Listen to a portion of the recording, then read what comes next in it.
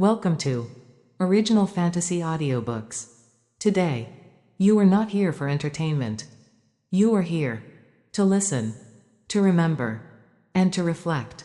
These are the private thoughts of a Roman emperor, written not for an audience, but for himself.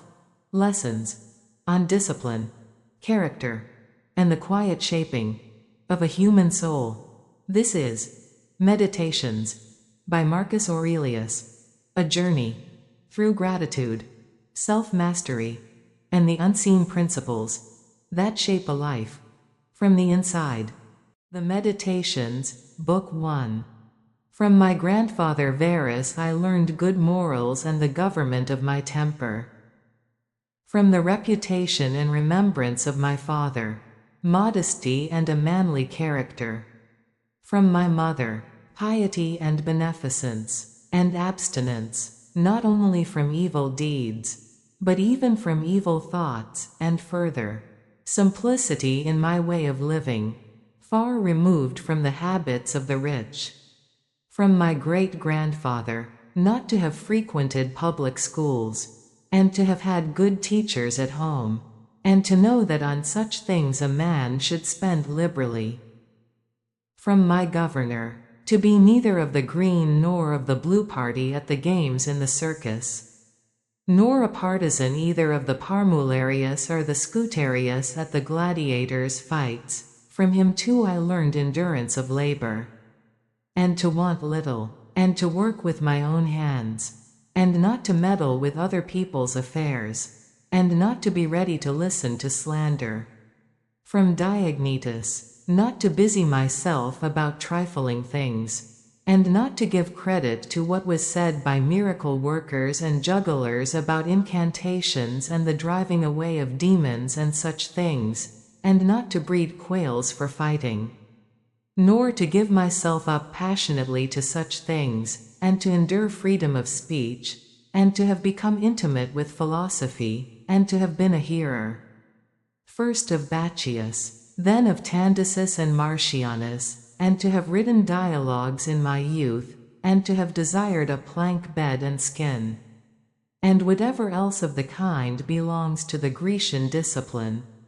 From Rusticus I received the impression that my character required improvement and discipline, and from him I learned not to be led astray to sophistic emulation, nor to writing on speculative matters, nor to delivering little hortatory orations, nor to showing myself off as a man who practices much discipline, or does benevolent acts in order to make a display, and to abstain from rhetoric, and poetry, and fine writing, and not to walk about in the house in my outdoor dress, nor to do other things of the kind, and to write my letters with simplicity, like the letter which Rusticus wrote from Sinuessa to my mother, and with respect to those who have offended me by words, or done me wrong, to be easily disposed to be pacified and reconciled, as soon as they have shown a readiness to be reconciled, and to read carefully,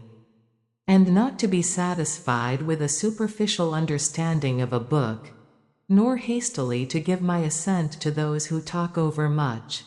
And I am indebted to him for being acquainted with the discourses of Epictetus, which he communicated to me out of his own collection.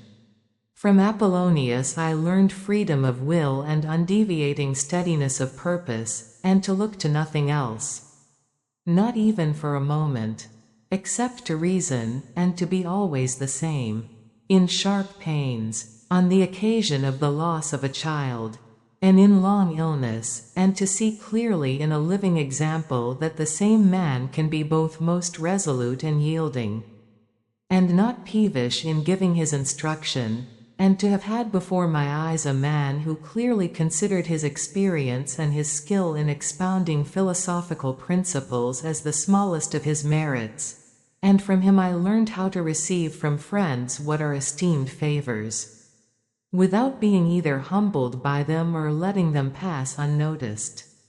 From Sextus, a benevolent disposition, and the example of a family governed in a fatherly manner, and the idea of living conformably to nature, and gravity without affectation, and to look carefully after the interests of friends, and to tolerate ignorant persons, and those who form opinions without consideration. He had the power of readily accommodating himself to all, so that intercourse with him was more agreeable than any flattery, and at the same time he was most highly venerated by those who associated with him, and he had the faculty both of discovering and ordering, in an intelligent and methodical way, the principles necessary for life, and he never showed anger or any other passion, but was entirely free from passion, and also most affectionate, and he could express approbation without noisy display. And he possessed much knowledge without ostentation. From Alexander the grammarian, to refrain from fault-finding, and not in a reproachful way to chide those who uttered any barbarous or solcistic or strange-sounding expression, but dexterously to introduce the very expression which ought to have been used, and in the way of answer or giving confirmation, or joining in an inquiry about the thing itself, not about the word, or by some other fit suggestion. From Fronto I learned to observe what envy, and duplicity, and hypocrisy are in a tyrant, and that generally those among us who are called patricians are rather deficient in paternal affection. From Alexander the Platonic, not frequently nor without necessity to say to any one, or to write in a letter, that I have no leisure, nor continually to excuse the neglect of duties required by our relation to those with whom we live, by alleging urgent occupations. From Catullus, not to be indifferent when a friend finds fault, even if he should find fault without reason, but to try to restore him to his usual disposition, and to be ready to speak well of teachers, as it is reported of Domitius and Athenodotus, and to love my children truly. From my brother Severus, to love my kin, and to love truth, and to love justice, and through him I learned to know Thracia, Helvidius, Cato, Dion, Brutus, and from him I received the idea of a polity in which there is the same law for all. A polity administered with regard to equal rights and equal freedom of speech, and the idea of a kingly government which respects most of all the freedom of the governed. I learned from him also consistency and undeviating steadiness in my regard for philosophy, and a disposition to do good, and to give to others readily, and to cherish good hopes, and to believe that I am loved by my friends. And in him I observed no concealment of his opinions with respect to those whom he condemned, and that his friends had no need to conjecture what he wished or did not wish, but it was quite plain. From Maximus I learned self-government, and not to be led aside by anything, and cheerfulness in all circumstances, as well as in illness, and a just admixture in the moral character of sweetness and dignity, and to do what was set before me without complaining. I observed that everybody believed that he thought as he spoke, and that in all that he did he never had any bad intention, and he never showed amazement and surprise, and was never in a hurry, and never put off doing a thing, nor was perplexed nor dejected, nor did he ever laugh to disguise his vexation, nor, on the other hand, was he ever passionate or suspicious. He was accustomed to do acts of beneficence, and was ready to forgive, and was free from all falsehood, and he presented the appearance of a man who could not be diverted from right rather than of a man who had been improved. I observed, too, that no man could ever think that he was despised by Maximus, or ever venture to think himself a better man. He had also the art of being humorous in an agreeable way. In my father I observed mildness of temper, and unchangeable resolution in the things which he had determined after due deliberation, and no vainglory in those things which men call honors, and a love of labor and perseverance, and a readiness to listen to those who had anything to propose for the common weal, and undeviating firmness in giving to every man according to his deserts, and a knowledge derived from experience of the occasions for vigorous action and for remission. And I observed that he had overcome all passion for boys, and he considered himself no more than any other citizen, and he released his friends from all obligation to sup with him or to attend him of necessity when he went abroad. And those who had failed to accompany him, by reason of any urgent circumstances, always found him the same.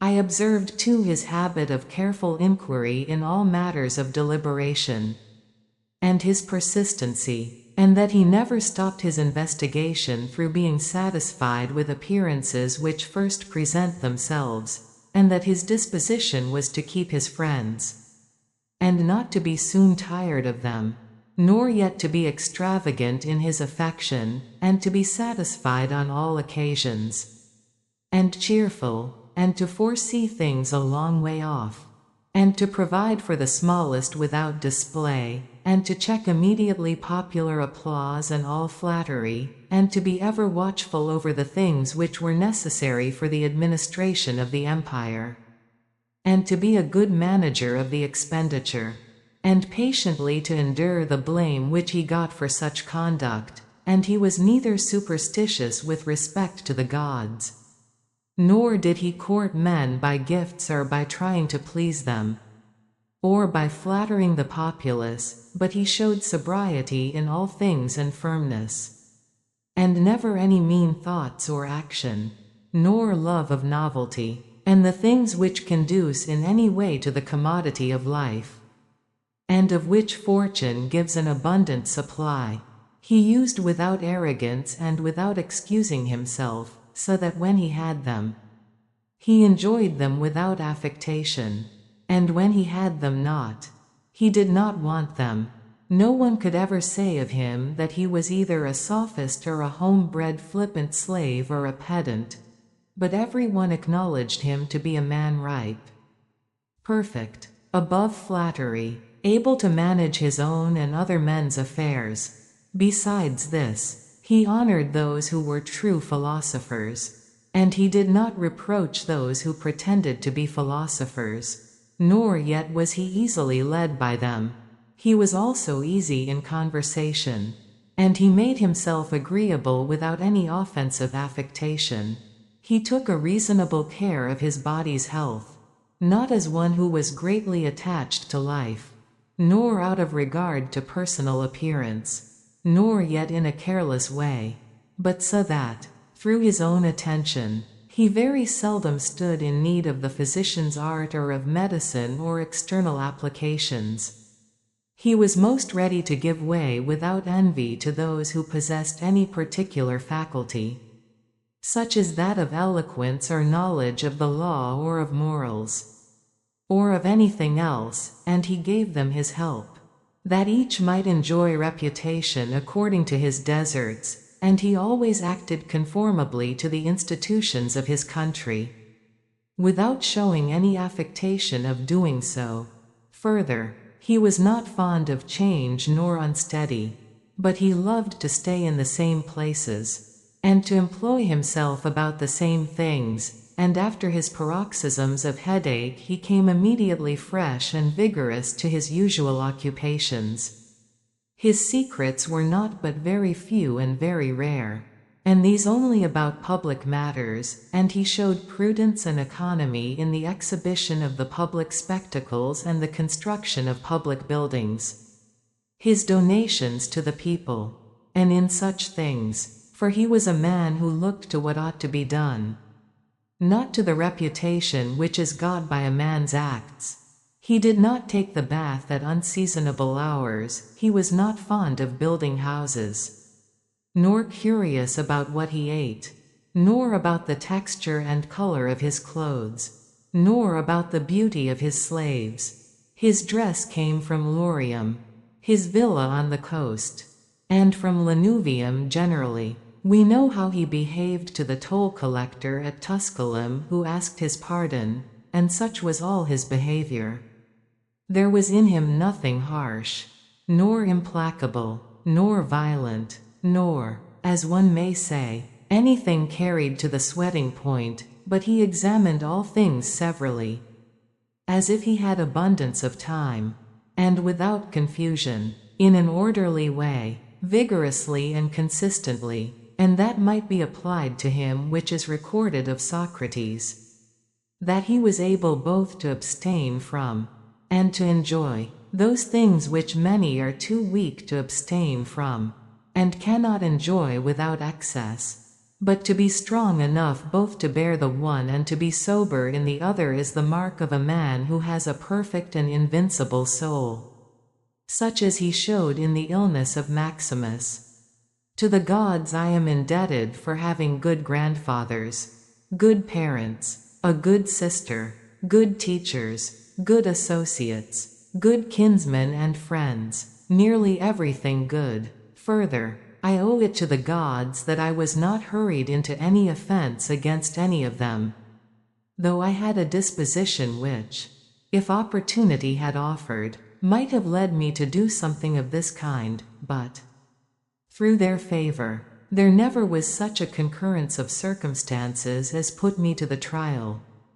Further, I am thankful to the gods that I was not longer brought up with my grandfather's concubine, and that I preserved the flower of my youth, and that I did not make proof of my virility before the proper season, but even deferred the time that I was subjected to a ruler and a father who was able to take away all pride from me, and to bring me to the knowledge that it is possible for a man to live in a palace without wanting either guards or embroidered dresses, or torches and statues, and such like show, but that it is in such a man's power to bring himself very near to the fashion of a private person, without being for this reason either meaner in thought, or more remiss in action, with respect to the things which must be done for the public interest in a manner that befits a ruler. I thank the gods for giving me such a brother, who was able by his moral character to rouse me to vigilance over myself, and who, at the same time, pleased me by his respect and affection, that my children have not been stupid nor deformed in body, that I did not make more proficiency in rhetoric, poetry, and the other studies, in which I should perhaps have been completely engaged, if I had seen that I was making progress in them, that I made haste to place those who brought me up in the station of honor, which they seemed to desire, without putting them off with hope of my doing it some time after, because they were then still young, that I knew Apollonius, Rusticus, Maximus, that I received clear and frequent impressions about living according to nature, and what kind of a life that is, so that,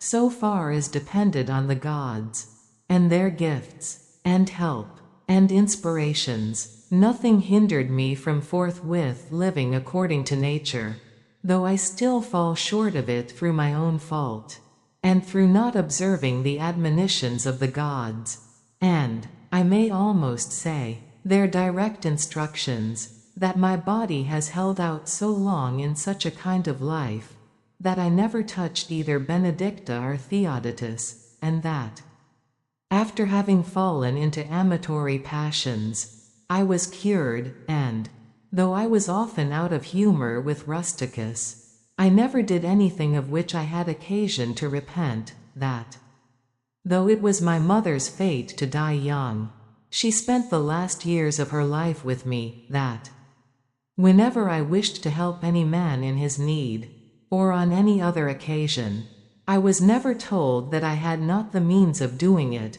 and that to myself the same necessity never happened, to receive anything from another, that I have such a wife, so obedient, and so affectionate, and so simple, that I had abundance of good masters for my children, and that remedies have been shown to me by dreams. Both others, and against bloodspitting and giddiness, and that, when I had an inclination to philosophy, I did not fall into the hands of any sophist, and that I did not waste my time on writers of histories, or in the resolution of syllogisms, or occupy myself about the investigation of appearances in the heavens, for all these things require the help of the gods and fortune. Among the Quadi at the Granua.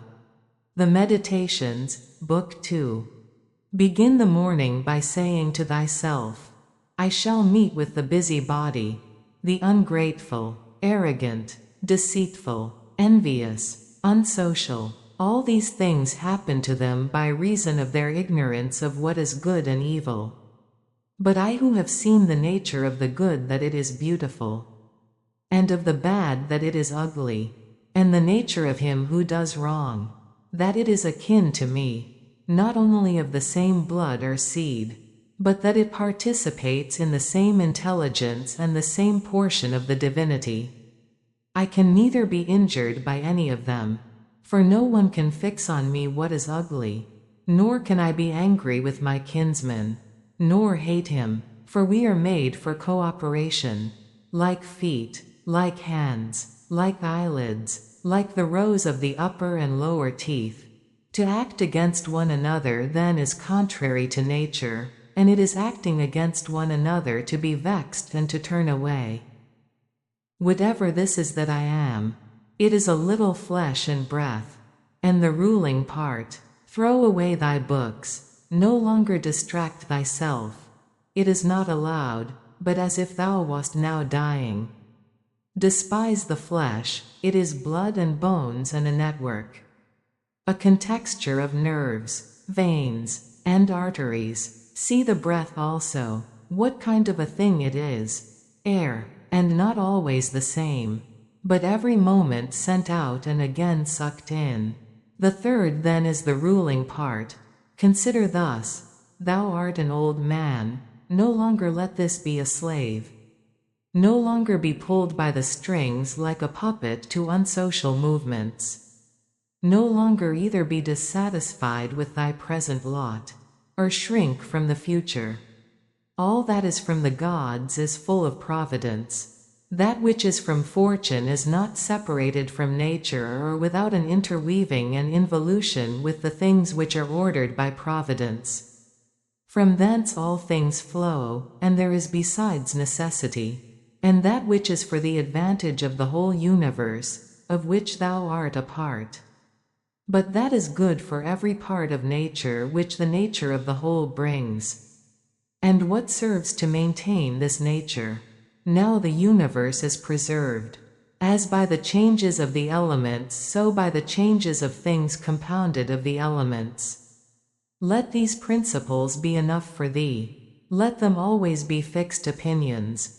But cast away the thirst after books, that thou mayest not die murmuring, but cheerfully, truly, and from thy heart thankful to the gods.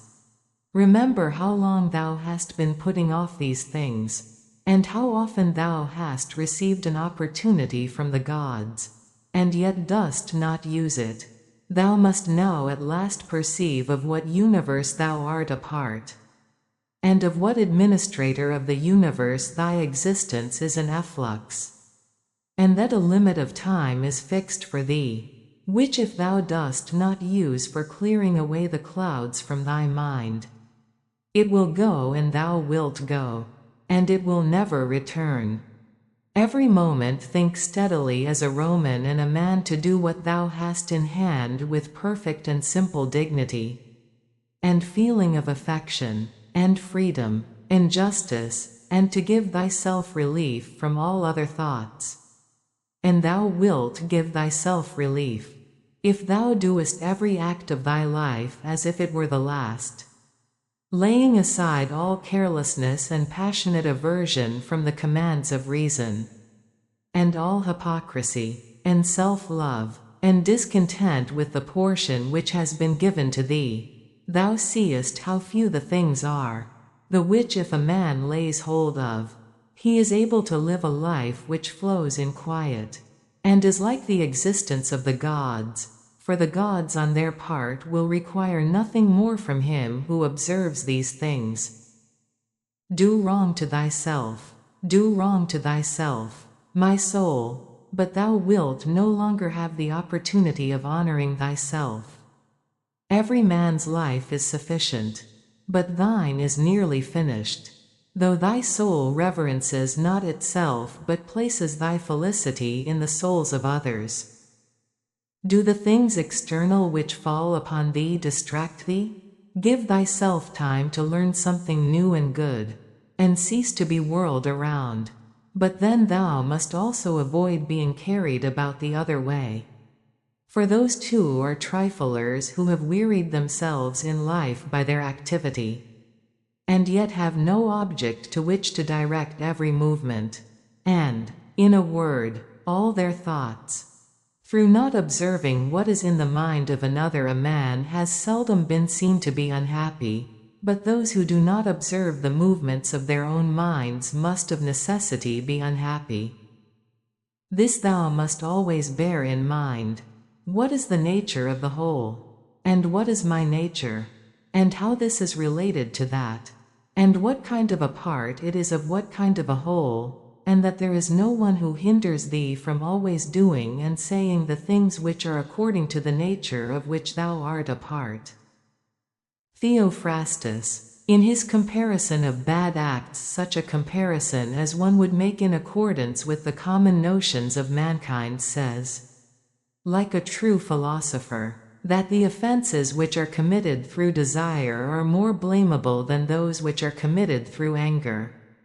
For he who is excited by anger seems to turn away from reason with a certain pain and unconscious contraction, but he who offends through desire, being overpowered by pleasure, seems to be in a manner more intemperate and more womanish in his offenses.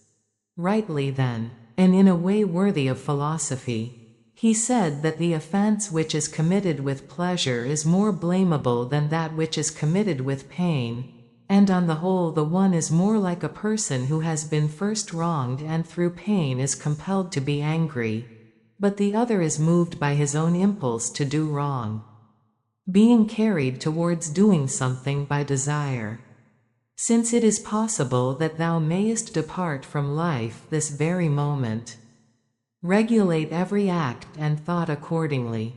But to go away from among men, if there are gods, is not a thing to be afraid of, for the gods will not involve thee in evil, but if indeed they do not exist, or if they have no concern about human affairs. What is it to me to live in a universe devoid of gods or devoid of providence?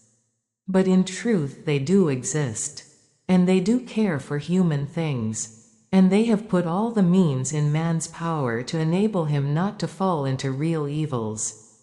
And as to the rest, if there was anything evil, they would have provided for this also, that it should be altogether in a man's power not to fall into it.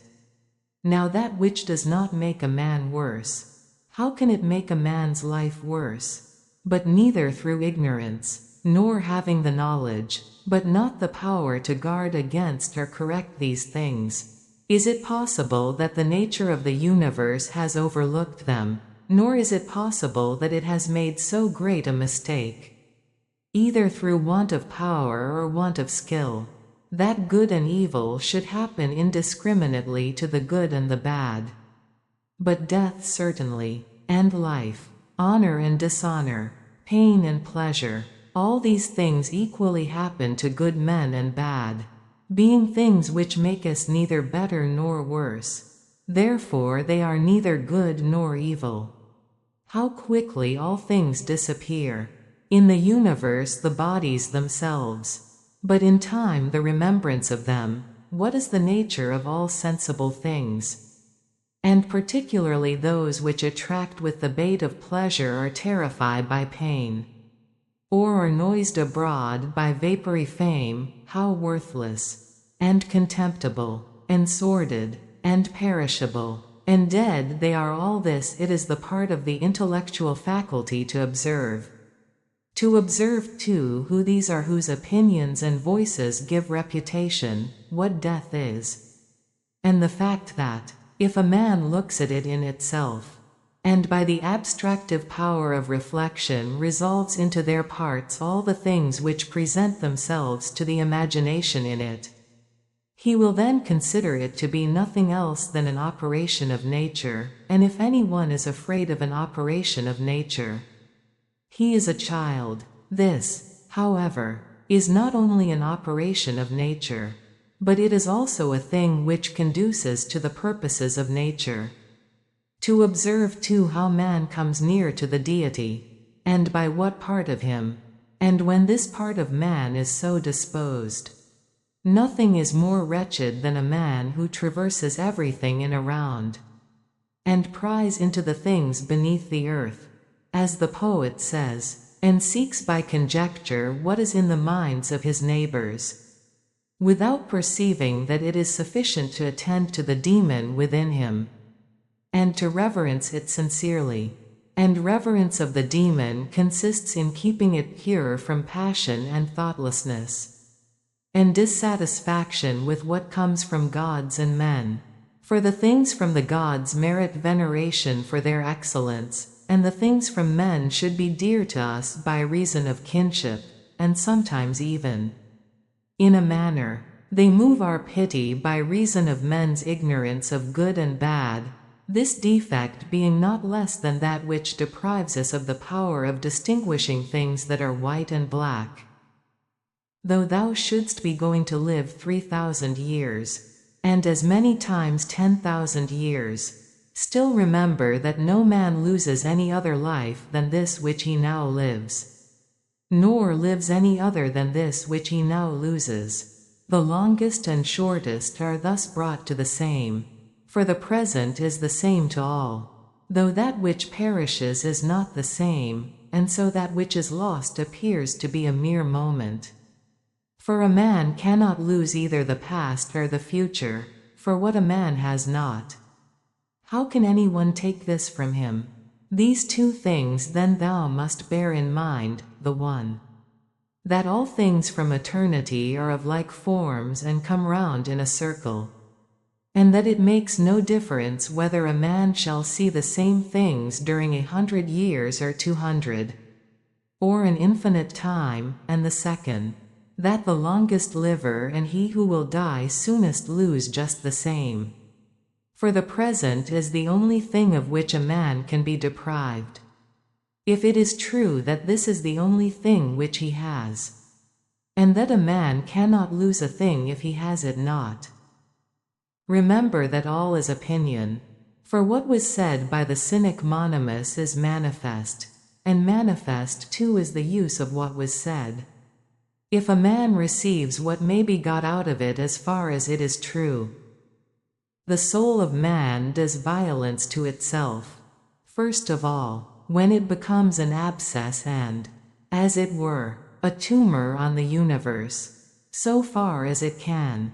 For to be vexed at anything which happens is a separation of ourselves from nature, in some part of which the natures of all other things are contained. In the next place, the soul does violence to itself when it turns away from any man, or even moves towards him with the intention of injuring. Such are the souls of those who are angry. In the third place, the soul does violence to itself when it is overpowered by pleasure or by pain. Fourthly, when it plays a part, and does or says anything insincerely and untruly. Fifthly, when it allows any act of its own and any movement to be without an aim, and does anything thoughtlessly and without considering what it is, it being right that even the smallest things be done with reference to an end, and the end of rational animals is to follow the reason and the law of the most ancient city and polity. Of human life the time is a point, and the substance is in a flux, and the perception dull, and the composition of the whole body subject to putrefaction, and the soul a whirl, and fortune hard to divine, and fame a thing devoid of judgment, and, to say all in a word, everything which belongs to the body is a stream, and what belongs to the soul is a dream and vapor, and life is a warfare and a stranger's sojourn, and after fame is oblivion.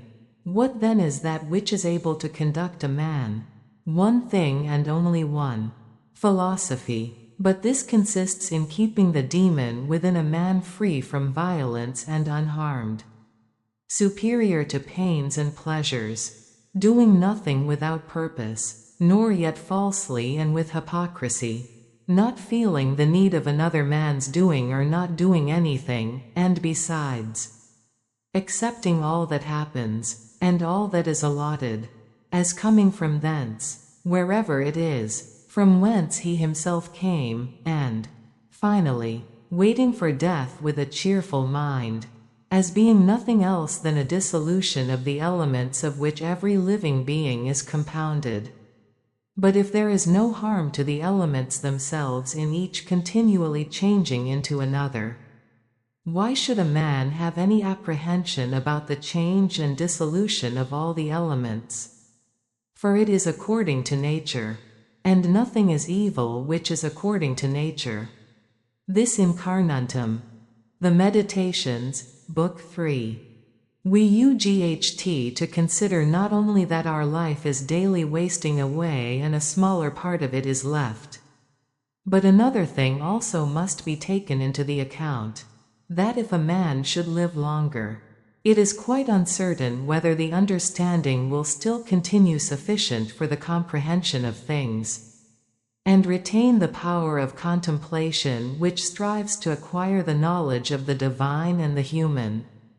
For if he shall begin to fall into dotage, perspiration and nutrition and imagination and appetite, and whatever else there is of the kind, will not fail, but the power of making use of ourselves, and filling up the measure of our duty, and clearly separating all appearances, and considering whether a man should now depart from life, and whatever else of the kind absolutely requires a disciplined reason, all this is already extinguished.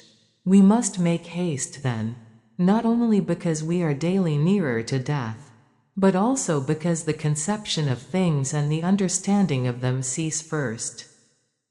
We ought to observe also that even the things which follow after the things which are produced according to nature contain something pleasing and attractive.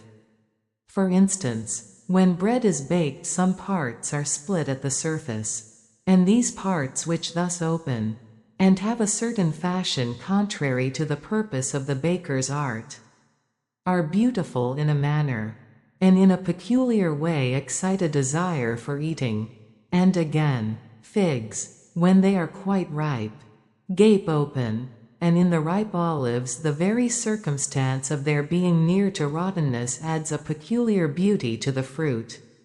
And the ears of corn bending down, and the lion's eyebrows, and the foam which flows from the mouth of wild boars, and many other things, though they are far from being beautiful, if a man should examine them severally still, because they are consequent upon the things which are formed by nature, help to adorn them, and they please the mind, so that if a man should have a feeling and deeper insight with respect to the things which are produced in the universe, there is hardly one of those which follow by way of consequence which will not seem to him to be in a manner disposed so as to give pleasure.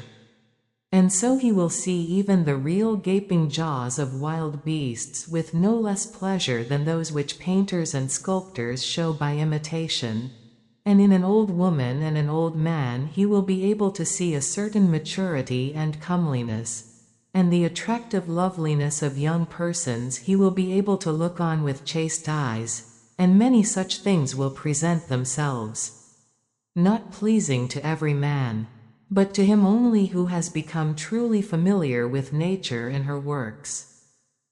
Hippocrates, after curing many diseases himself, fell sick and died.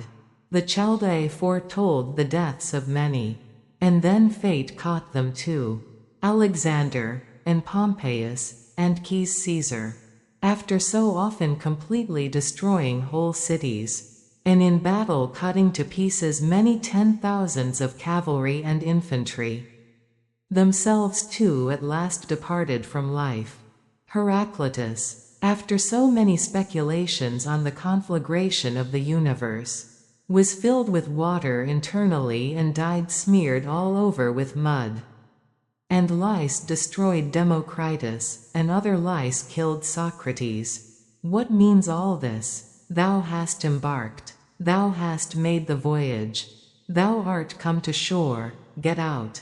If indeed to another life, there is no want of gods, not even there, but if to a state without sensation, thou wilt cease to be held by pains and pleasures, and to be a slave to the vessel, which is as much inferior as that which serves it is superior, for the one is intelligence and deity, the other is earth and corruption. Do not waste the remainder of thy life in thoughts about others, when thou dost not refer thy thoughts to some object of common utility. For thou lostest the opportunity of doing something else when thou hast such thoughts as these. What is such a person doing, and why? And what is he saying? And what is he thinking of? And what is he contriving? And whatever else of the kind makes us wander away from the observation of our own ruling power. We ought then to check in the series of our thoughts everything that is without a purpose and useless.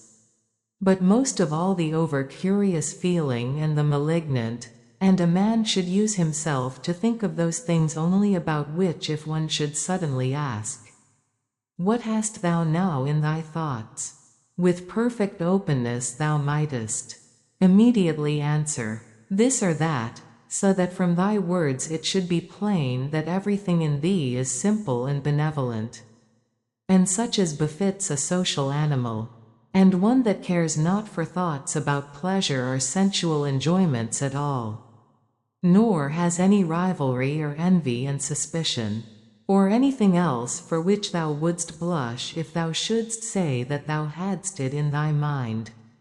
For the man who is such and no longer delays being among the number of the best, is like a priest and minister of the gods, using too the deity which is planted within him, which makes the man uncontaminated by pleasure, unharmed by any pain, untouched by any insult, feeling no wrong, a fighter in the noblest fight, one who cannot be overpowered by any passion, dyed deep with justice, accepting with all his soul everything which happens and is assigned to him as his portion, and not often, nor yet without great necessity and for the general interest, imagining what another says, or does, or thinks, for it is only what belongs to himself that he makes the matter for his activity, and he constantly thinks of that which is allotted to himself out of the sum total of things. And he makes his own acts fair, and he is persuaded that his own portion is good. For the lot which is assigned to each man is carried along with him and carries him along with it. And he remembers also that every rational animal is his kinsman, and that to care for all men is according to man's nature, and a man should hold on to the opinion not of all, but of those only who confessedly live according to nature. But as to those who live not so, he always bears in mind what kind of men they are both at home and from home, both by night and by day, and what they are, and with what men they live an impure life. Accordingly, he does not value at all the praise which comes from such men, since they are not even satisfied with themselves. Labor not unwillingly, nor without regard to the common interest, nor without due consideration, nor with distraction, nor let studied ornament set off thy thoughts. And be not either a man of many words, or busy about too many things, and further, let the deity which is in thee be the guardian of a living being, manly and of ripe age, and engaged in matter political, and a Roman, and a ruler, who has taken his post like a man waiting for the signal which summons him from life, and ready to go, having need neither of oath nor of any man's testimony. Be cheerful also, and seek not external help nor the tranquillity which others give. A man then must stand erect, not be kept erect by others. If thou findest in human life anything better than justice, truth, temperance, fortitude, and, in a word, anything better than thy own mind's self-satisfaction in the things which it enables thee to do according to right reason, and in the condition that is assigned to thee without thy own choice, if, I say, thou seest anything better than this, turn to it with all thy soul, and enjoy that which thou hast found to be the best. But if nothing appears to be better than the deity which is planted in thee, which has subjected to itself all thy appetites, and carefully examines all the impressions, and, as Socrates said, has detached itself from the persuasions of sense, and has submitted itself to the gods, and cares for mankind, if thou findest everything else smaller and of less value than this, give place to nothing else, for if thou dost once diverge and incline to it, thou wilt no longer without distraction be able to give the preference to that good thing which is thy proper possession and thy own, for it is not right that anything of any other kind, such as praise from the many, or power, or enjoyment of pleasure, should come into competition with that which is rationally and politically or practically good.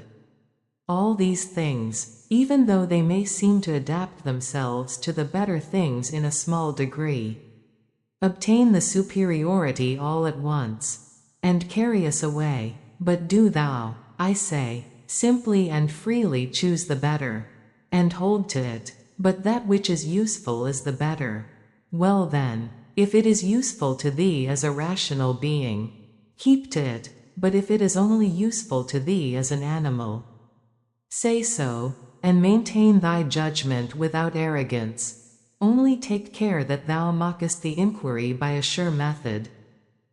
Never value anything as profitable to thyself which shall compel thee to break thy promise, to lose thy self-respect, to hate any man, to suspect, to curse, to act the hypocrite, to desire anything which needs walls and curtains, for he who has preferred to everything intelligence and demon and the worship of its excellence, acts no tragic part, does not groan, will not need either solitude or much company, and, what is chief of all, he will live without either pursuing or flying from death, but whether for a longer or a shorter time he shall have the soul enclosed in the body, he cares not at all, for even if he must depart immediately, he will go as readily as if he were going to do anything else which can be done with decency and order, taking care of this only all through life,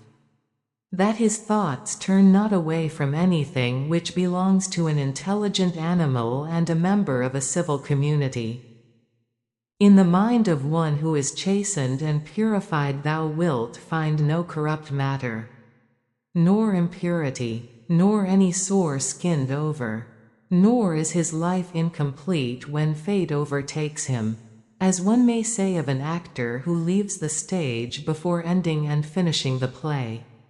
Besides, there is in him nothing servile, nor affected, nor too closely bound to other things, nor yet detached from other things, nothing worthy of blame, nothing which seeks a hiding place.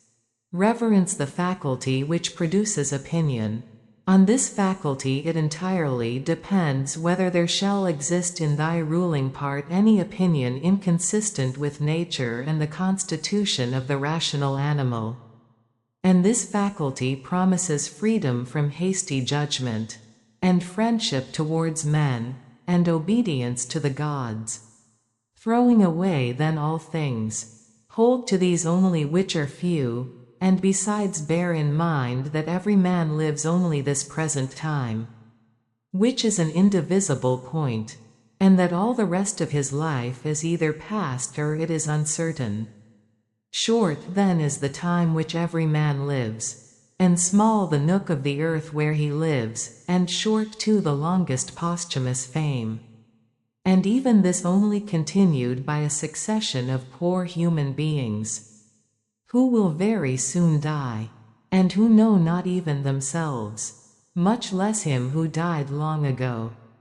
To the aids which have been mentioned let this one still be added: make for thyself a definition or description of the thing which is presented to thee, so as to see distinctly what kind of a thing it is in its substance, in its nudity, in its complete entirety, and tell thyself its proper name, and the names of the things of which it has been compounded, and into which it will be resolved.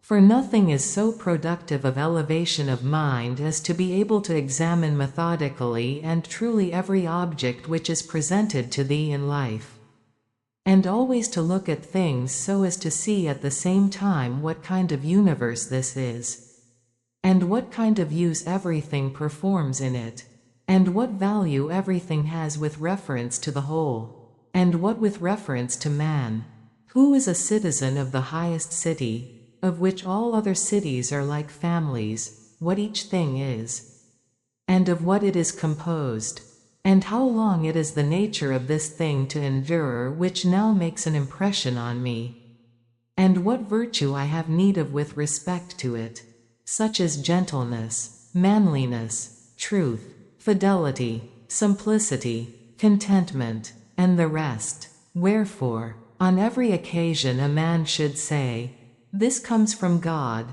and this is according to the apportionment and spinning of the thread of destiny, and such like coincidence and chance, and this is from one of the same stock, and a kinsman and partner, one who knows not however what is according to his nature. But I know, for this reason I behave towards him according to the natural law of fellowship with benevolence and justice. At the same time, however, in things indifferent I attempt to ascertain the value of each. If thou workest at that which is before thee, following right reason seriously, vigorously, calmly, without allowing anything else to distract thee, but keeping thy divine part pure, as if thou shouldst be bound to give it back immediately, if thou holdest to this, expecting nothing, fearing nothing, but satisfied with thy present activity according to nature, and with heroic truth in every word and sound which thou utterest, thou wilt live happy, and there is no man who is able to prevent this.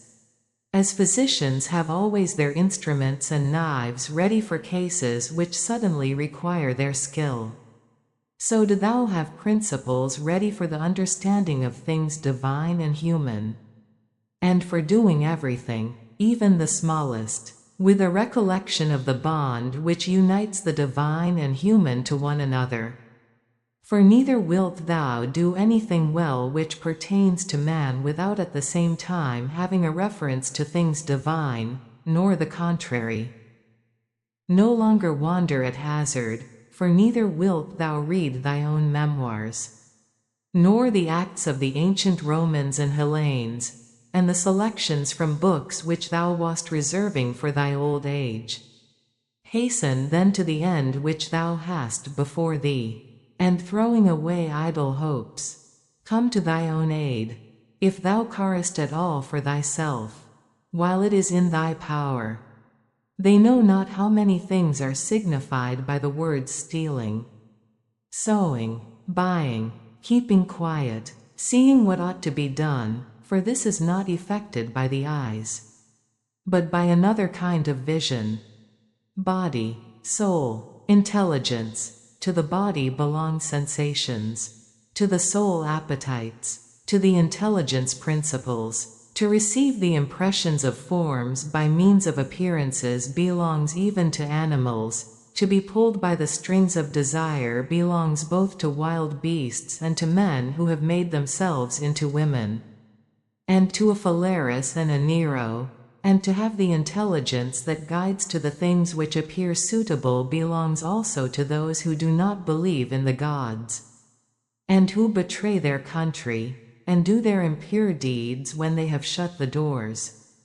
If then everything else is common to all that I have mentioned, there remains that which is peculiar to the good man, to be pleased and content with what happens, and with the thread which is spun for him, and not to defile the divinity which is planted in his breast, nor disturb it by a crowd of images, but to preserve it tranquil, following it obediently as a god, neither saying anything contrary to the truth, nor doing anything contrary to justice.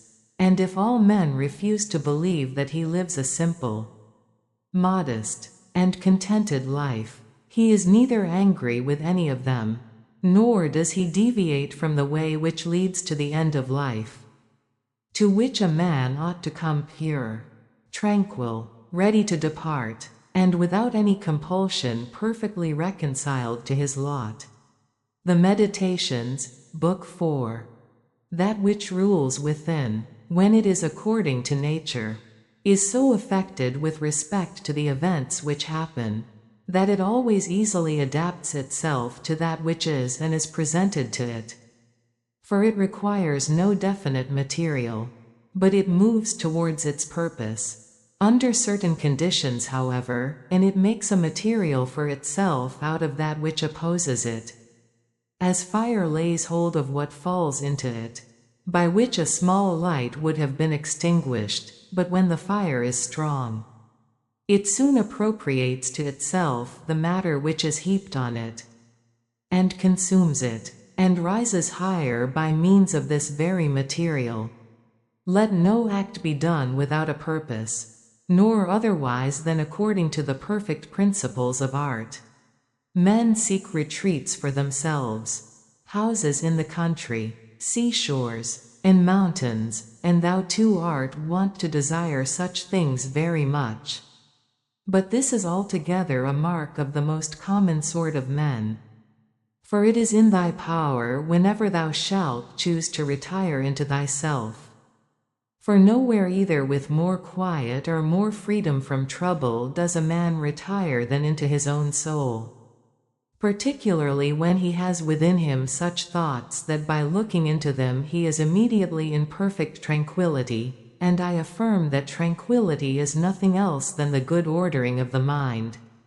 Constantly then give to thyself this retreat, and renew thyself, and let thy principles be brief and fundamental, which, as soon as thou shalt recur to them, will be sufficient to cleanse the soul completely, and to send thee back free from all discontent with the things to which thou returnest.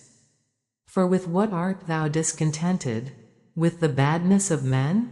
Recall to thy mind this conclusion, that rational animals exist for one another, and that to endure is a part of justice, and that men do wrong involuntarily, and consider how many already, after mutual enmity, suspicion, hatred, and fighting, have been stretched dead, reduced to ashes, and be quiet at last. But perhaps thou art dissatisfied with that which is assigned to thee out of the universe. Recall to thy recollection this alternative, either there is providence or atoms, fortuitous concurrence of things, or remember the arguments by which it has been proved that the world is a kind of political community, and be quiet at last. But perhaps corporeal things will still fasten upon thee. Consider then further that the mind mingles not with the breath, whether moving gently or violently, when it has once drawn itself apart and discovered its own power. And think also of all that thou hast heard and assented to about pain and pleasure, and be quiet at last. But perhaps the desire of the thing called fame will torment thee. See how soon everything is forgotten, and look at the chaos of infinite time on each side of the present, and the emptiness of applause, and the changeableness and want of judgment in those who pretend to give praise, and the narrowness of the space within which it is circumscribed. And be quiet at last. For the whole earth is a point, and how small a nook in it is this thy dwelling, and how few are there in it, and what kind of people are they who will praise thee? This then remains. Remember to retire into this little territory of thy own. And above all, do not distract or strain thyself, but be free, and look at things as a man, as a human being, as a citizen, as a mortal, but among the things readiest to thy hand to which thou shalt turn. Let there be these, which are two. One is that things do not touch the soul, for they are external and remain immovable, but our perturbations come only from the opinion which is within. The other is that all these things, which thou seest, change immediately and will no longer be, and constantly bear in mind how many of these changes thou hast already witnessed. The universe is transformation, life is opinion. If our intellectual part is common, the reason also, in respect of which we are rational beings, is common. If this is so, common also is the reason which commands us what to do, and what not to do. If this is so, there is a common law also. If this is so, we are fellow citizens. If this is so, we are members of some political community. If this is so, the world is in a manner a state. For of what other common political community will anyone say that the whole human race are members? And from thence, from this common political community comes also our very intellectual faculty and reasoning faculty and our capacity for law, or whence do they come? For as my earthly part is a portion given to me from certain earth, and that which is watery from another element, and that which is hot and fiery from some peculiar source, for nothing comes out of that which is nothing. As nothing also returns to non-existence, so also the intellectual part comes from some source.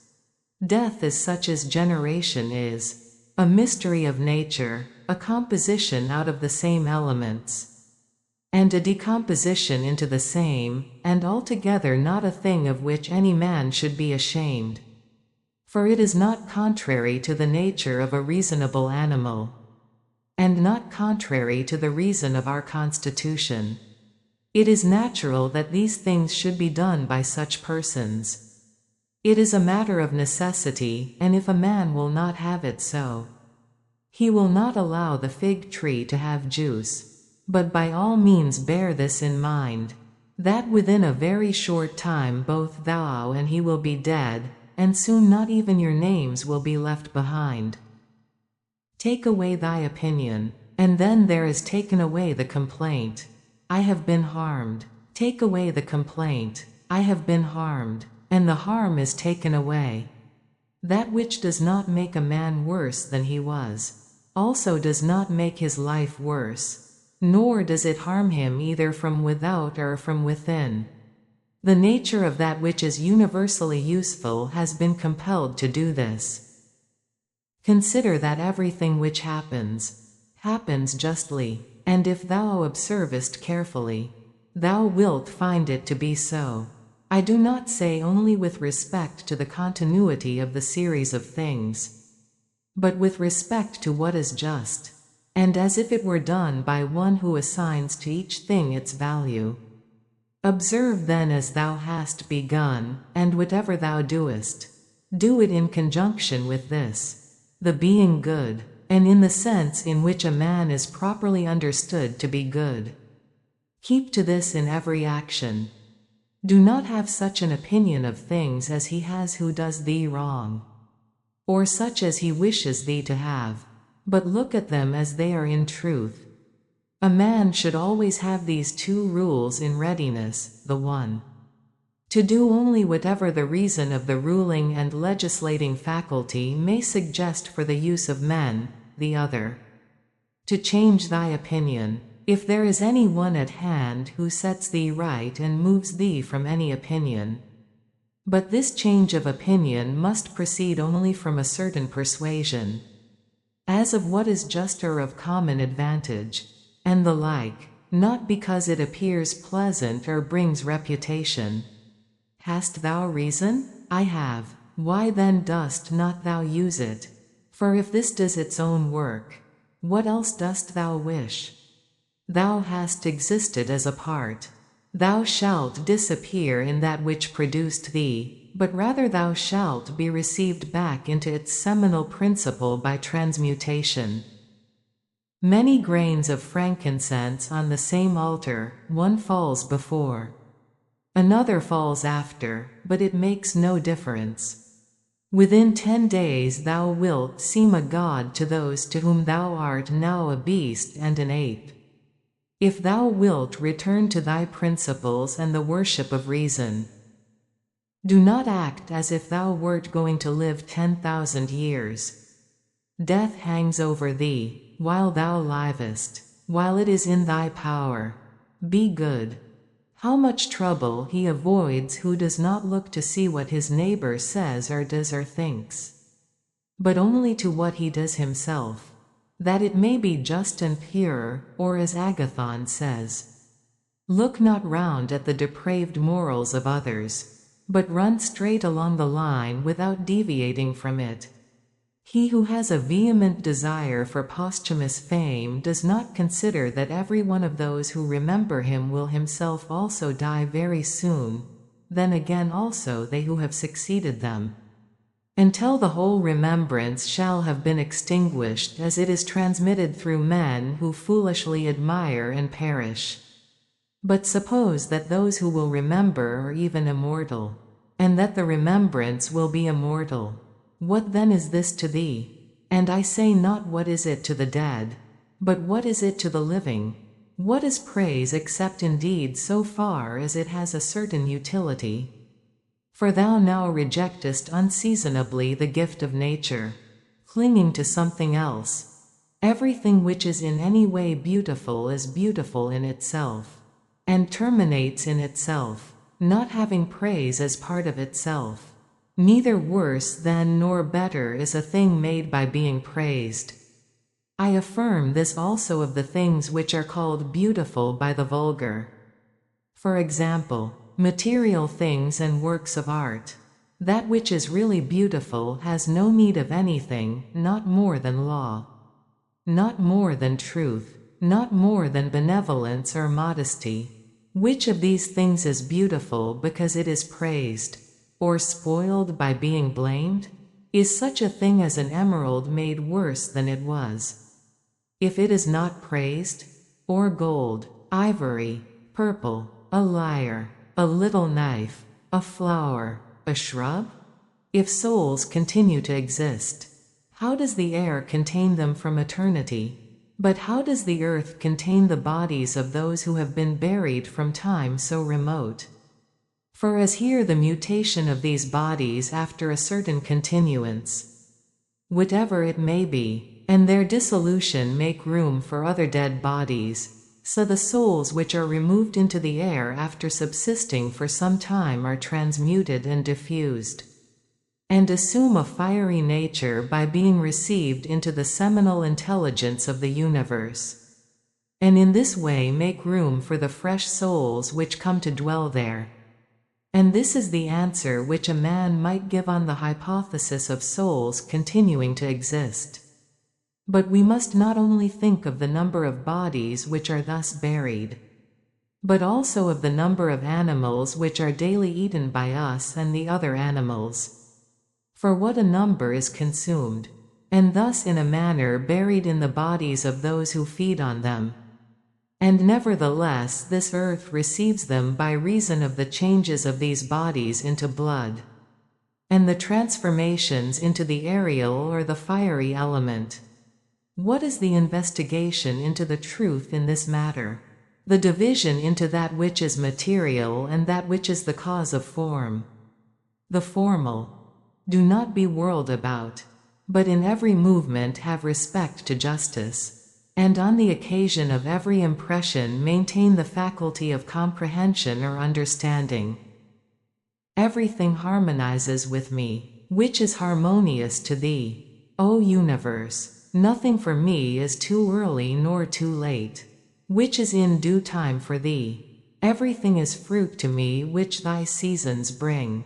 O nature, from thee are all things, in thee are all things, to thee all things return. The poet says, Dear city of sea crops, and wilt not thou say, Dear city of Zeus? Occupy thyself with few things, says the philosopher, if thou wouldst be tranquil. But consider if it would not be better to say, Do what is necessary, and whatever the reason of the animal which is naturally social requires. And as it requires, for this brings not only the tranquility which comes from doing well, but also that which comes from doing few things, for the greatest part of what we say and do being unnecessary. If a man takes this away, he will have more leisure and less uneasiness. Accordingly, on every occasion a man should ask himself, Is this one of the unnecessary things? No, a man should take away not only unnecessary acts, but also unnecessary thoughts, for thus superfluous acts will not follow after. Try how the life of the good man suits thee, the life of him who is satisfied with his portion out of the whole, and satisfied with his own just acts and benevolent disposition. Hast thou seen those things? Look also at these. Do not disturb thyself. Make thyself all simplicity. Does any one do wrong? It is to himself that he does the wrong. Has anything happened to thee? Well, out of the universe from the beginning everything which happens has been apportioned and spun out to thee. In a word, thy life is short. Thou must turn to profit the present by the aid of reason and justice. Be sober in thy relaxation. Either it is a well-arranged universe or a chaos huddled together, but still a universe. But can a certain order subsist in thee, and disorder in the all? And this too when all things are so separated and diffused and sympathetic. A black character, a womanish character, a stubborn character, bestial, childish, animal, stupid, counterfeit, scurrilous, fraudulent, tyrannical. If he is a stranger to the universe who does not know what is in it, no less is he a stranger who does not know what is going on in it. He is a runaway, who flies from social reason, he is blind. Who shuts the eyes of the understanding, he is poor. Who has need of another, and has not from himself all things which are useful for life. He is an abscess on the universe who withdraws and separates himself from the reason of our common nature through being displeased with the things which happen. For the same nature produces this, and has produced thee too. He is a piece rent asunder from the state, who tears his own soul from that of reasonable animals, which is one. The one is a philosopher without a tunic, and the other without a book. Here is another half naked, bread I have not. He says, and I abide by reason, and I do not get the means of living out of my learning, and I abide by my reason. Love the art, poor as it may be, which thou hast learned, and be content with it, and pass through the rest of life like one who has entrusted to the gods with his whole soul all that he has, making thyself neither the tyrant nor the slave of any man. Consider, for example, the times of Vespasian. Thou wilt see all these things: people marrying, bringing up children, sick, dying, warring, feasting, trafficking, cultivating the ground, flattering, obstinately arrogant, suspecting, plotting, wishing for some to die, grumbling about the present, loving, heaping up treasure, desiring consulship, kingly power. Well then, that life of these people no longer exists at all. Again, removed to the times of Trajan. Again, all is the same, their life too is gone. In like manner view also the other epochs of time and of whole nations. And see how many after great efforts soon fell and were resolved into the elements. But chiefly thou shouldst think of those whom thou hast thyself known distracting themselves about idle things, neglecting to do what was in accordance with their proper constitution, and to hold firmly to this and to be content with it. And herein it is necessary to remember that the attention given to everything has its proper value and proportion. For thus thou wilt not be dissatisfied, if thou appliest thyself to smaller matters no further than is fit.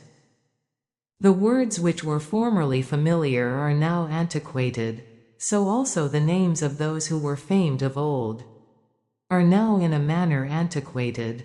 Camillus, Caeso, Volusus, Leonidas, and a little after also Scipio and Cato, then Augustus, then also Hadrian and Antoninus. For all things soon pass away and become a mere tale, and complete oblivion soon buries them. And I say this of those who have shone in a wondrous way. For the rest, as soon as they have breathed out their breath, they are gone, and no man speaks of them.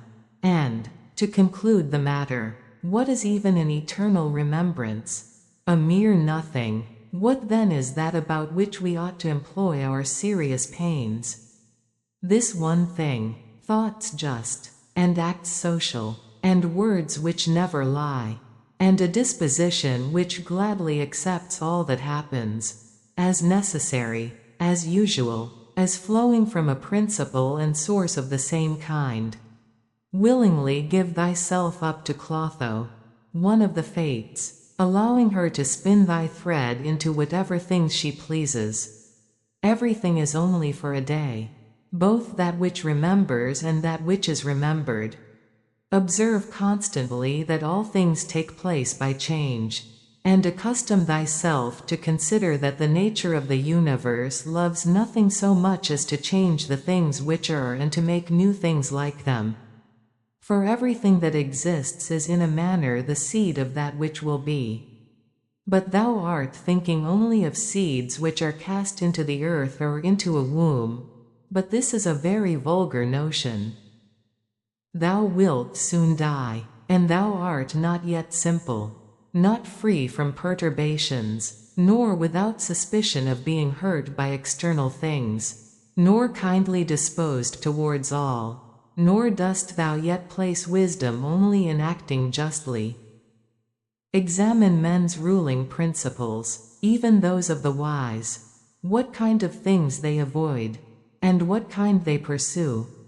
What is evil to thee does not subsist in the ruling principle of another, nor yet in any turning and mutation of thy corporeal covering. Where is it then? It is in that part of thee in which subsists the power of forming opinions about evils.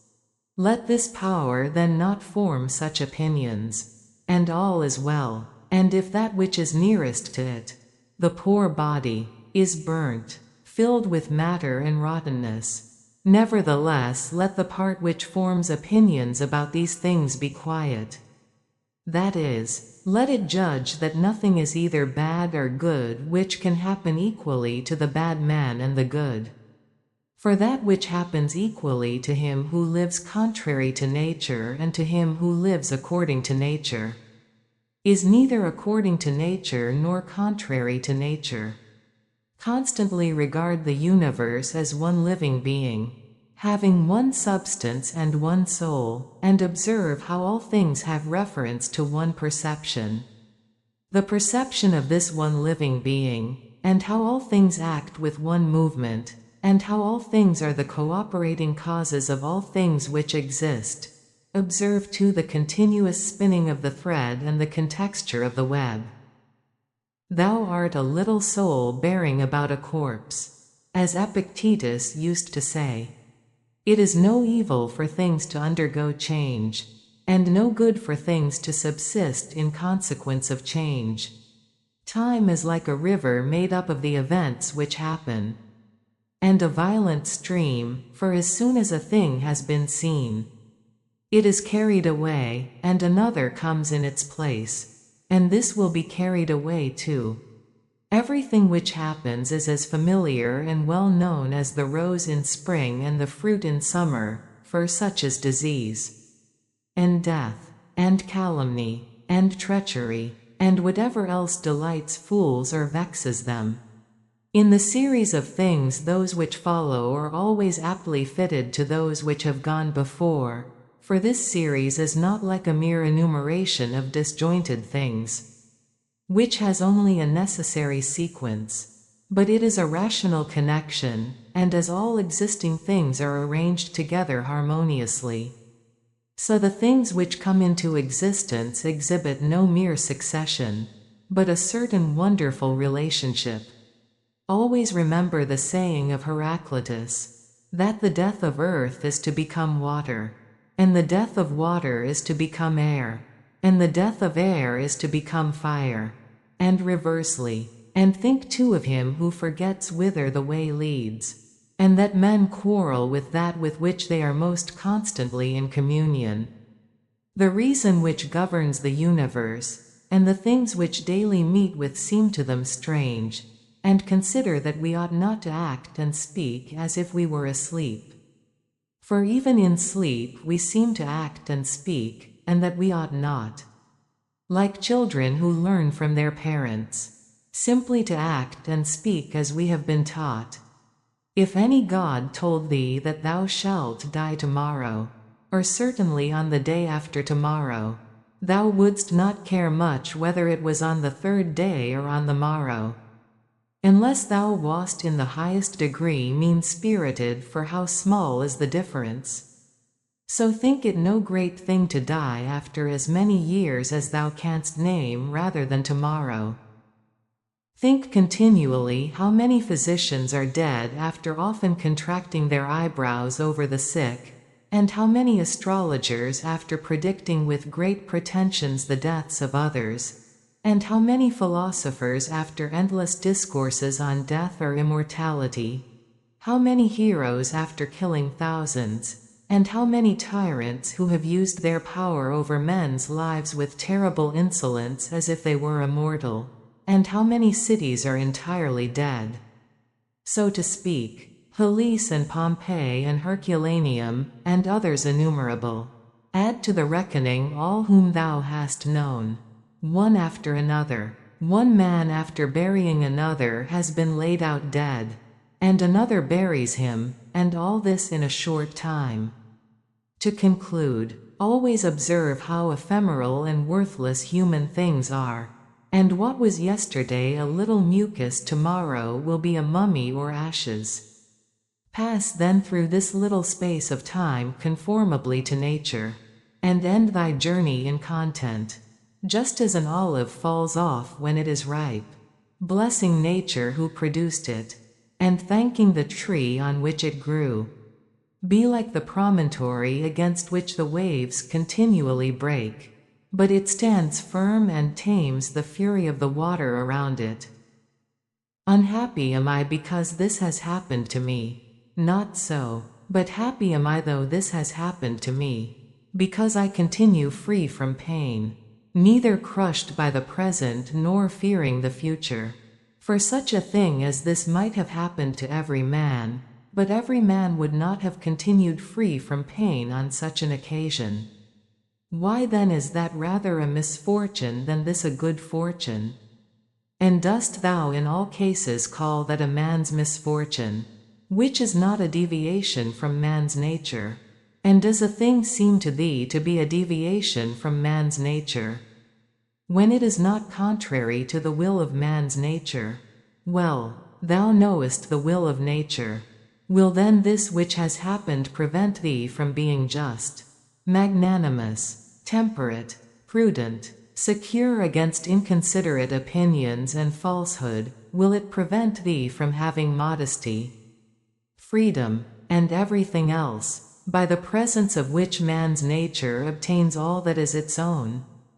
Remember too on every occasion which leads thee to vexation to apply this principle, not that this is a misfortune, but that to bear it nobly is good fortune. It is a vulgar, but still a useful help towards contempt of death, to pass in review those who have tenaciously stuck to life. What more then have they gained than those who have died early? Certainly they lie in their tombs somewhere at last. Cadicianus, Fabius, Julianus, Lepidus, or anyone else like them, who have carried out many to be buried, and then were carried out themselves. Altogether the interval is small between birth and death, and consider with how much trouble, and in company with what sort of people and in what a feeble body this interval is laboriously passed. Do not then consider life a thing of any value, for look to the immensity of time behind thee, and to the time which is before thee, another boundless space. In this infinity then what is the difference between him who lives 3 days and him who lives 3 generations? Always run to the short way, and the short way is the natural. Accordingly say and do everything in conformity with the soundest reason. For such a purpose frees a man from trouble, and warfare, and all artifice and ostentatious display. The Meditations, Book 5. In he morning when thou risest unwillingly, let this thought be present: I am rising to the work of a human being. Why then am I dissatisfied if I am going to do the things for which I exist and for which I was brought into the world? Or have I been made for this, to lie in the bedclothes and keep myself warm? But this is more pleasant. Dost thou exist then to take thy pleasure, and not at all for action or exertion?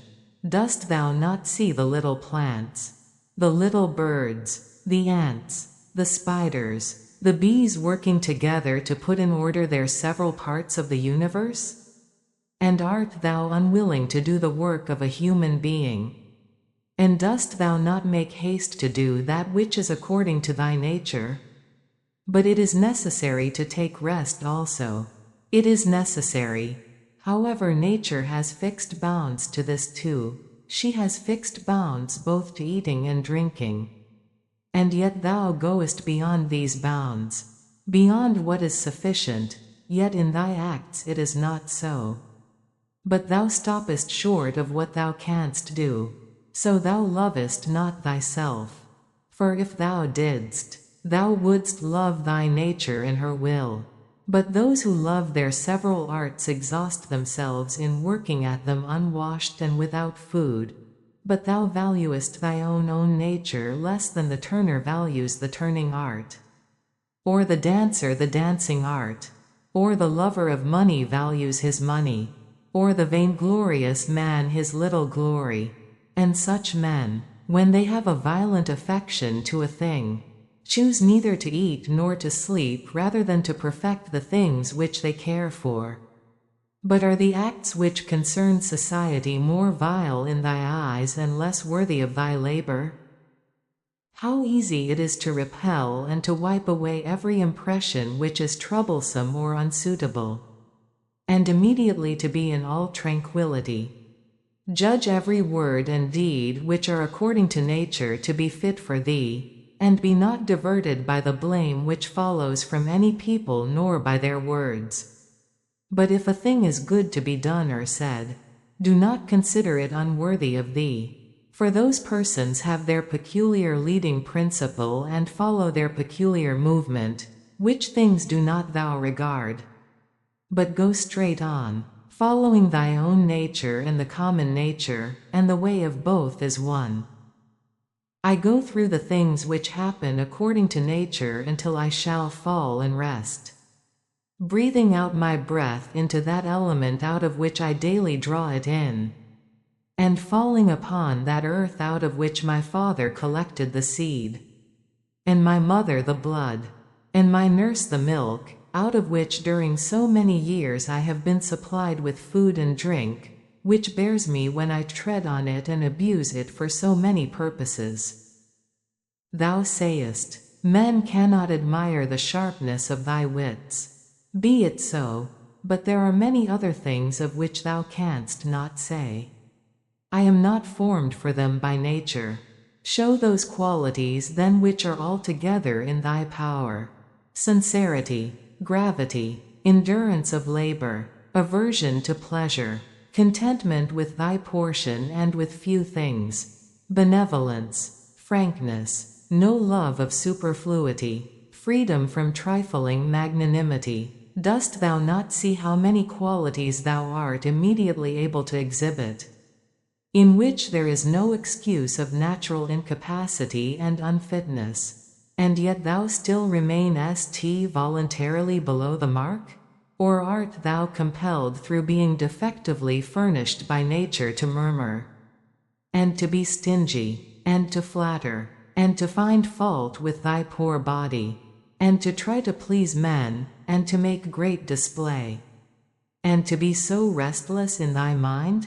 No, by the gods, but thou mightest have been delivered from these things long ago. Only if in truth thou canst be charged with being rather slow and dull of comprehension. Thou must exert thyself about this also, not neglecting it nor yet taking pleasure in thy dullness. One man, when he has done a service to another, is ready to set it down to his account as a favor conferred.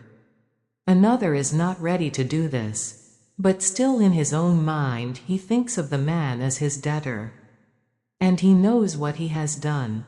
A third in a manner does not even know what he has done, but he is like a vine which has produced grapes, and seeks for nothing more after it has once produced its proper fruit.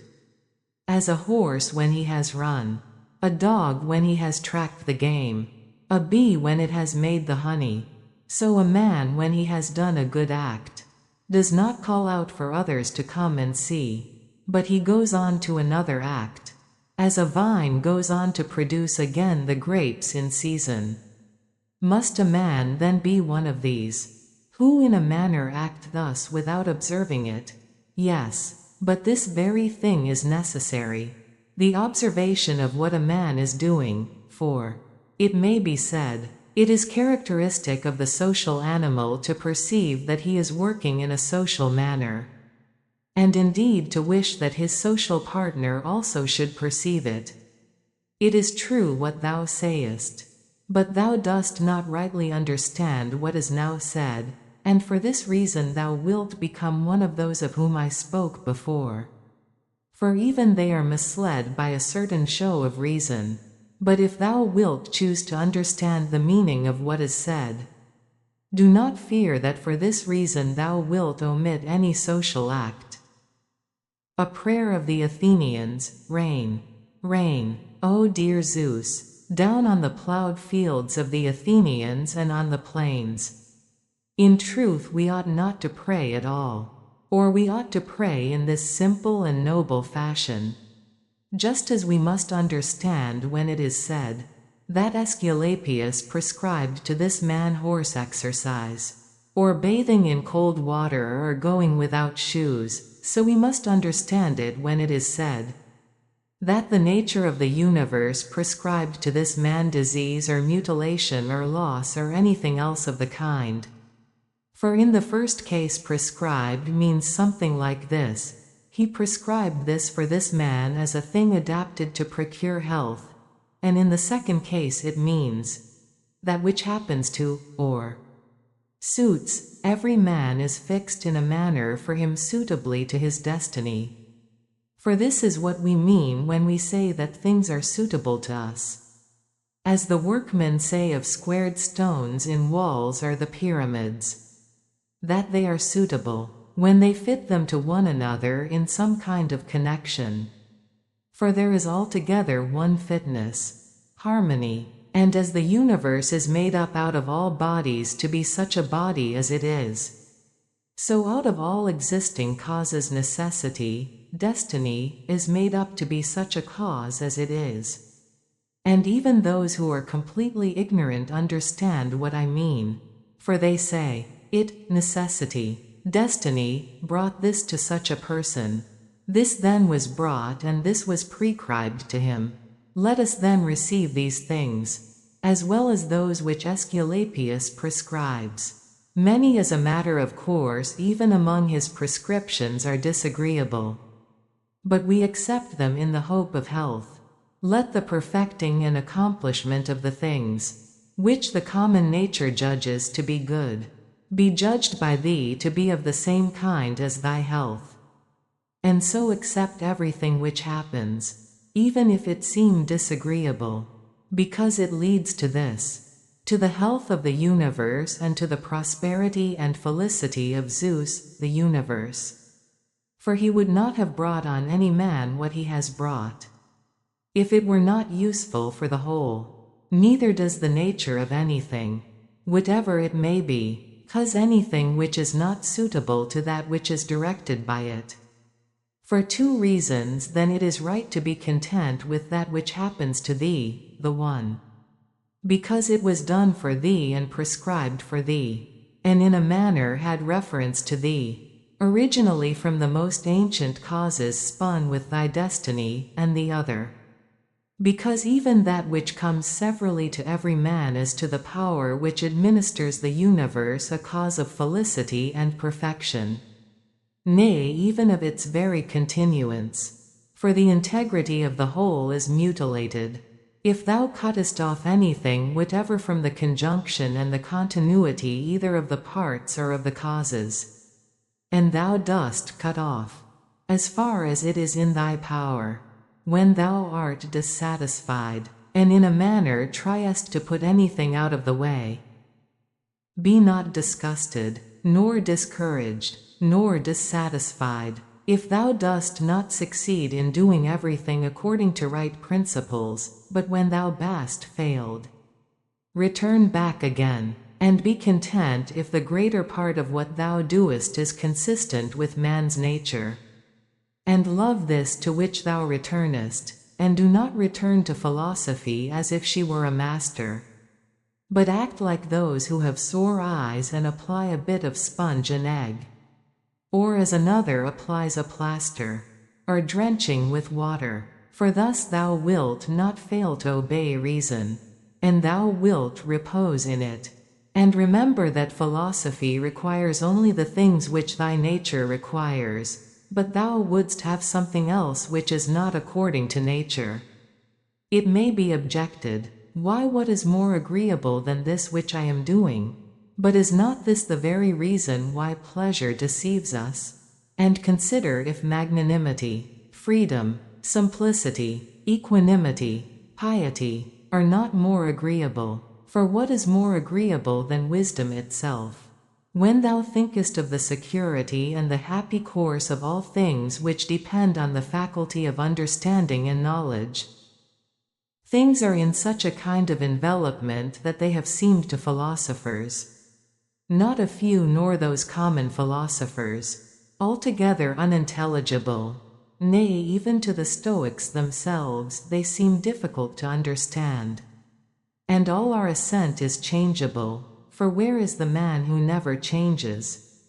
Carry thy thoughts then to the objects themselves, and consider how short-lived they are and worthless, and that they may be in the possession of a filthy wretch or a whore or a robber. Then turn to the morals of those who live with thee, and it is hardly possible to endure even the most agreeable of them, to say nothing of a man being hardly able to endure himself. In such darkness then and dirt, and in so constant a flux both of substance and of time, and of motion and of things moved, what there is worth being highly prized or even an object of serious pursuit, I cannot imagine, but on the contrary it is a man's duty to comfort himself, and to wait for the natural dissolution, and not to be vexed at the delay, but to rest in these principles only, the one, that nothing will happen to me which is not conformable to the nature of the universe, and the other, that it is in my power never to act contrary to my God and demon, for there is no man who will compel me to this. About what am I now employing my own soul? On every occasion I must ask myself this question, and inquire, what have I now in this part of me which they call the ruling principle? And whose soul have I now? That of a child, or of a young man, or of a feeble woman, or of a tyrant, or of a domestic animal, or of a wild beast? What kind of things those are which appear good to the many? We may learn even from this. For if any man should conceive certain things as being really good, such as prudence, temperance, justice, fortitude, he would not after having first conceived these endure to listen to anything which should not be in harmony with what is really good. But if a man has first conceived as good the things which appear to the many to be good, he will listen and readily receive as very applicable that which was said by the comic writer. Thus even the many perceive the difference.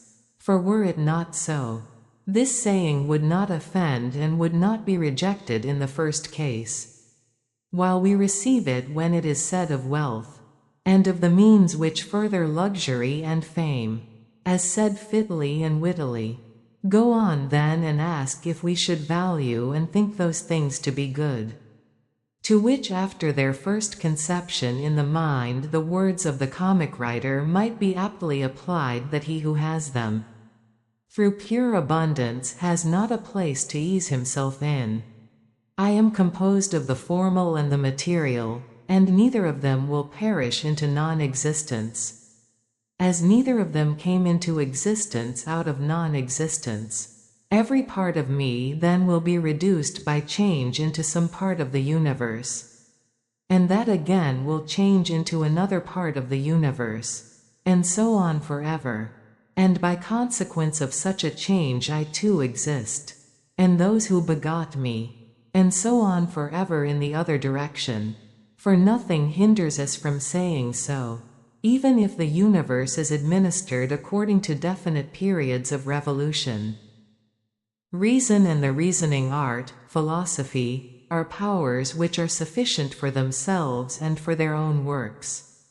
They move then from a first principle which is their own, and they make their way to the end which is proposed to them, and this is the reason why such acts are named kat orthoses or right acts, which word signifies that they proceed by the right road. None of these things ought to be called a man's, which do not belong to a man. As man, they are not required of a man, nor does man's nature promise them, nor are they the means of man's nature attaining its end. Neither then does the end of man lie in these things, nor yet that which aids to the accomplishment of this end, and that which aids towards this end is that which is good. Besides, if any of these things did belong to man, it would not be right for a man to despise them and to set himself against them, nor would a man be worthy of praise who showed that he did not want these things, nor would he who stinted himself in any of them be good, if indeed these things were good. But now the more of these things a man deprives himself of, or of other things like them, or even when he is deprived of any of them, the more patiently he endures the loss, just in the same degree he is a better man. Such are thy habitual thoughts. Such also will be the character of thy mind, for the soul is dyed by the thoughts. Dye it then with a continuous series of such thoughts as these, for instance, that where a man can live, there he can also live well. But he must live in a palace, well then, he can also live well in a palace. And again, consider that for whatever purpose each thing has been constituted, for this it has been constituted, and towards this it is carried, and its end is in that towards which it is carried, and where the end is, there also is the advantage and the good of each thing. Now the good for the reasonable animal is society, for that we are made for society has been shown above.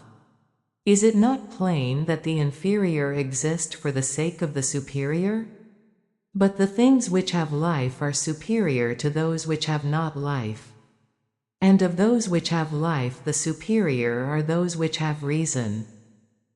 To seek what is impossible is madness, and it is impossible that the bad should not do something of this kind. Nothing happens to any man which he is not formed by nature to bear. The same things happen to another, and either because he does not see that they have happened or because he would show a great spirit he is firm and remains unharmed. It is a shame then that ignorance and conceit should be stronger than wisdom. Things themselves touch not the soul, not in the least degree, nor have they admission to the soul. Nor can they turn or move the soul, but the soul turns and moves itself alone. And whatever judgments it may think proper to make, such it makes for itself the things which present themselves to it. In one respect man is the nearest thing to me, so far as I must do good to men and endure them. But so far as some men make themselves obstacles to my proper acts, man becomes to me one of the things which are indifferent, no less than the sun or wind or a wild beast. Now it is true that these may impede my action, but they are no impediments to my effects and disposition, which have the power of acting conditionally and changing, for the mind converts and changes every hindrance to its activity into an aid, and so that which is a hindrance is made a furtherance to an act, and that which is an obstacle on the road helps us on this road. Reverence that which is best in the universe, and this is that which makes use of all things and directs all things. And in like manner also reverence that which is best in thyself, and this is of the same kind as that. For in thyself also, that which makes use of everything else, is this, and thy life is directed by this. That which does no harm to the state, does no harm to the citizen. In the case of every appearance of harm apply this rule: if the state is not harmed by this, neither am I harmed. But if the state is harmed, thou must not be angry with him who does harm to the state. Show him where his error is. Often think of the rapidity with which things pass by and disappear, both the things which are and the things which are produced. For substance is like a river in a continual flow, and the activities of things are in constant change, and the causes work in infinite varieties, and there is hardly anything which stands still. And consider this which is near to thee, this boundless abyss of the past and of the future in which all things disappear.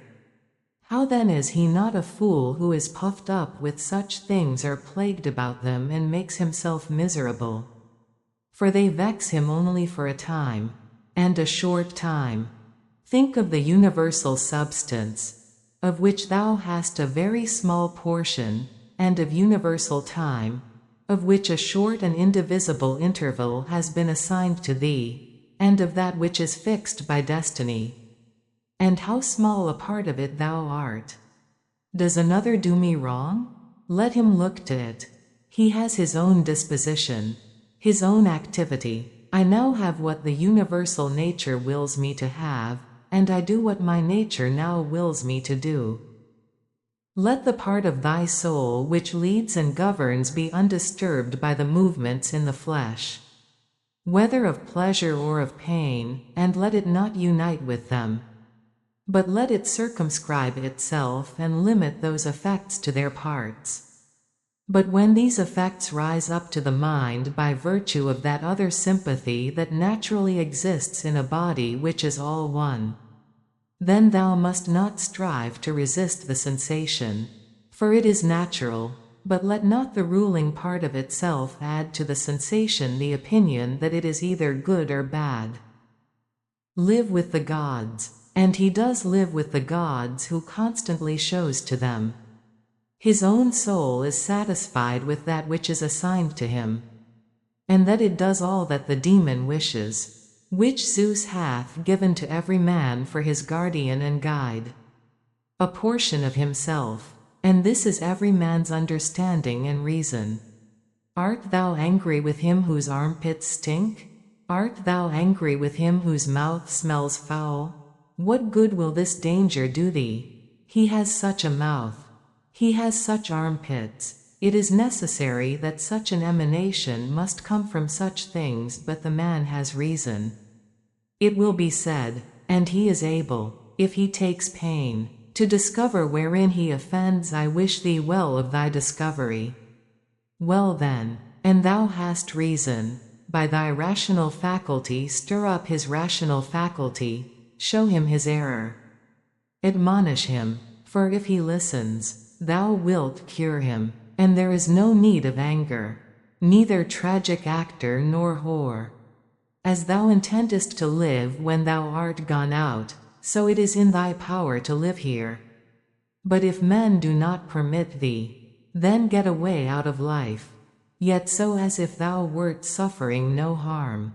The house is smoky, and I quit it. Why dost thou think that this is any trouble?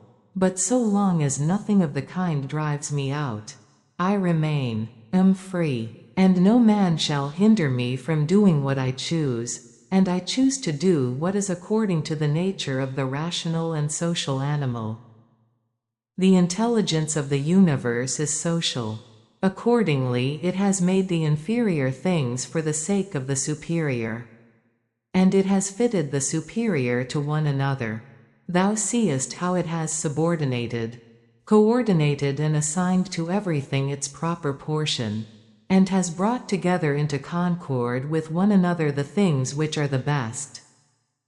How hast thou behaved hitherto to the gods, thy parents, brethren, children, teachers, to those who looked after thy infancy, to thy friends, kinsfolk, to thy slaves? Consider if thou hast hitherto behaved to all in such a way that this may be said of thee. Never has wronged a man in deed or word, and call to recollection both how many things thou hast passed through, and how many things thou hast been able to endure, and that the history of thy life is now complete and thy service is ended, and how many beautiful things thou hast seen, and how many pleasures and pains thou hast despised, and how many things called honorable thou hast spurned, and to how many ill-minded folks thou hast shown a kind disposition. Why do unskilled and ignorant souls disturb him who has skill and knowledge? What soul then has skill and knowledge? That which knows beginning and end, and knows the reason which pervades all substance and through all time by fixed periods, revolutions, administers the universe. Soon, very soon, thou wilt be ashes, or a skeleton, and either a name or not even a name, but name is sound and echo. And the things which are much valued in life are empty and rotten and trifling, and like little dogs biting one another, and little children quarreling, laughing, and then straightway weeping. But fidelity and modesty and justice and truth are fled up to Olympus from the wide-spread earth. What then is there which still detains thee here? If the objects of sense are easily changed and never stand still, and the organs of perception are dull and easily receive false impressions, and the poor soul itself is an exhalation from blood. But to have good repute amidst such a world as this is an empty thing. Why then dost thou not wait in tranquillity for thy end, whether it is extinction or removal to another state?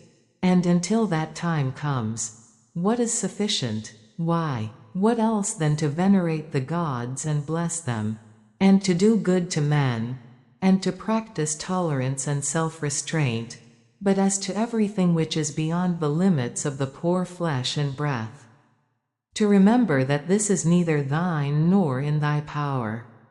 Thou canst pass thy life in an equable flow of happiness, if thou canst go by the right way. and think and act in the right way.